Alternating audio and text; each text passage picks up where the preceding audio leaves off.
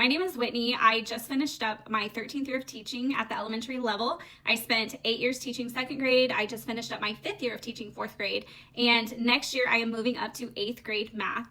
And what I needed to do in order to do this, because my teaching license is kindergarten through 6th grade, is I had to take a praxis test and pass it, of course. I took and this is for the state of Kansas, so I took the math test for middle school, which is 5th through 8th grade. So I took that test, I passed it, and I had to get that endorsement put onto my teaching license. And because I was able to do that, I was able to move up to 8th grade math.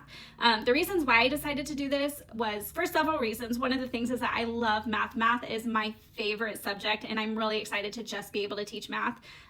Another reason is the workload difference. At my school that I'll be at next year, I have 5 Math 8 classes, so which I can see how some people would say that's a little bit redundant, but for me, it's a lot less of a workload. As an elementary teacher, we did not compartmentalize, and so you are teaching every single subject of every single day. So we're responsible for science, for social studies, for reading tier, math tier, like everything, and you're planning every single part of every single day, and it can be a lot. It's a very heavy workload, and so I'm really looking forward to having 8 Math 8 classes, and I feel good about being able to really hone in and focus on those lessons and make sure that those lessons are done really, really well for my students.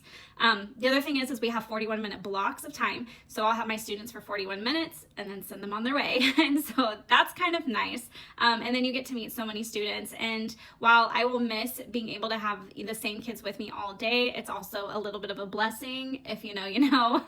And then the other thing is that I am just really ready for a change. I've been at the same school for many, many years, and I love my school. I love my administration, my coworkers.